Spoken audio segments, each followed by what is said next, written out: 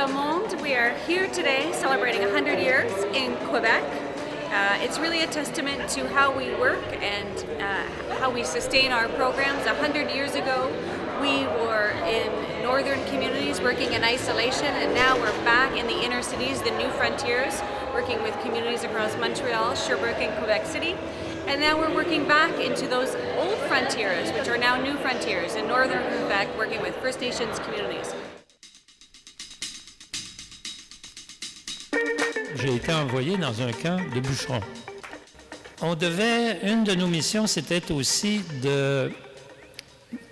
d'offrir aux ouvriers des activités éducatives.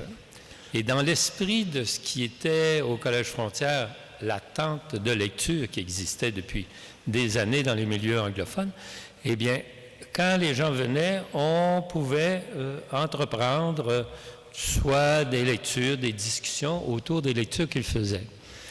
Et ça a duré comme ça pendant tout l'été 1963. J'étais étudiante à l'université à l'UQAM. On cherchait des bénévoles pour faire partie du programme Collège Frontières dans les universités. Ça a commencé, c'était tout nouveau. Tout de suite, j'ai eu un coup de cœur. C'était donc en 93. Donc, Collège Frontières, en fait, pour moi, c'est d'avoir 3 ans de ma vie dédiés justement à faire comprendre à tout le monde que l'alphabétisation, c'est un problème qui est très, très crucial dans la société québécoise et dans d'autres sociétés aussi, mais qui est en même temps un problème invisible que les gens ne voient pas beaucoup. C'est d'autant plus important d'en parler. Collège Frontières, finalement, je trouve que ce que ça me permet le plus, c'est de m'immiscer dans certains milieux qui sont peut-être moins visibles d'emblée. Donc, justement, toute la communauté allophone de Côte-des-Neiges que je trouve pas en ce moment. Sinon, les temps de lecture l'été, donc des enfants dans Hochelaga que je vais être moins portée à voir autrement. Puis c'est ça, je trouve que finalement, ça nous rapproche de notre communauté, puis ça nous permet d'avoir un impact réel, concret. Le temps que moi je suis née jusqu'à 20 ans, je crois que l'étude des filles n'est pas importante, c'est les garçons qui doivent aller à l'école. Je suis arrivée au Canada en 2008. Je suis togolaise, je viens du Togo. Quelqu'un m'a parlé de la formation de cuisine à Resto Plateau. Je dis non, mais je ne sais pas lire et écrire, mais je parle français, je peux faire cette formation. C'est comme ça que j'ai connu Diego et c'est comme ça que ma vie a changé. De 2009 à 2012, je crois que je suis capable aujourd'hui de remplir les fiches, je suis capable de faire mon CV toute seule et je suis capable de remplir mes formations. On vient d'ailleurs et cet soutien, c'est un soutien moral, c'est un soutien pour nos enfants et c'est beaucoup pour moi personnellement. Pour moi, c'est la meilleure école. C'est une super école pour les apprenants parce qu'on va vers les gens, on va dans les communautés, puis on va vraiment rejoindre les gens qui en ont le plus besoin. C'est une super école pour les bénévoles, pour nos jeunes bénévoles, puis nos bénévoles qui sont moins âgés aussi parce qu'ils apprennent à découvrir d'autres milieux, à découvrir des gens qui ont d'autres réalités que la leur. Et une des choses que j'apprécie beaucoup, c'est tout le travail que Collège Frontières fait avec les enfants qui sont dans un contexte de logement social, les familles, et on travaille ensemble pour faire en sorte que les enfants apprennent à mieux lire, à mieux écrire, et aussi les parents, parce que ces parents-là viennent de communautés du Bangladesh, du Pakistan.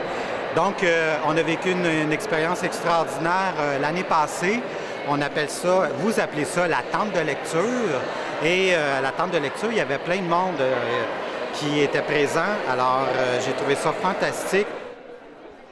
Un parent m'a envoyé son enfant dans ma cuisine. Donc, j'ai commencé à l'aider. Puis, un parent parlait à l'autre. Ils se sont passés le mot. Donc, ma cuisine était pleine. Et je me suis dit, les parents ne parlent pas le français. Les parents ont de la difficulté à s'intégrer. Comment ces jeunes-là pourront s'intégrer? Je me suis rappelé que j'avais vu une publicité de Collège Frontières. Alors j'ai été, puis j'ai rencontré Diego, et là j'ai eu un coup de cœur de Collège Frontières. Puis ils ont dit, vous êtes les bienvenus. C'est bien parce qu'on n'arrive pas à servir, à rencontrer les communautés alors qu'ils ne sont pas loin de nous. Et ce n'est pas seulement les deux devoirs que les bénévoles du Collège Frontières font. Donc, il y a des liens qui se créent, il y a le counseling, il y a la mutualité.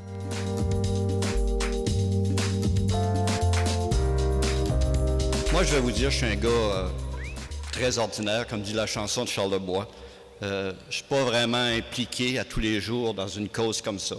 Je gagne ma vie, mais j'ai pensé que la vie avait été bonne pour moi. Alors, toute ma vie, depuis mon université, j'ai toujours été impliqué dans des causes sociales.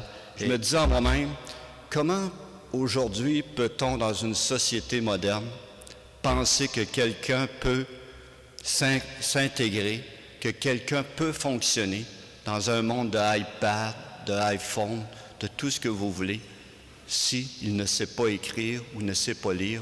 Et j'ai trouvé que c'était une cause absolument incroyable. Et j'ai décidé d'y mettre le peu de temps que j'ai dans cette cause-là, mais d'y mettre tout mon cœur. Parfois, on dit que la société est devenue une société égoïste.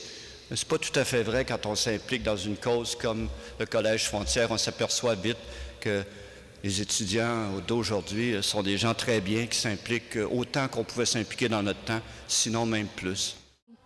Que nos mains portent conseil chaque fois qu'on les tend. Passons à notre tour le bâton de parole. Tout autour de nos villes, jusque dans nos écoles, que nos enfants refusent de se taire. Prêtons-leur nos plumes pour écrire leurs mots. Nous en ferons sans doute des oiseaux migrateurs pour traverser, malgré la peur et les limites trop familières, ce qui reste de frontières.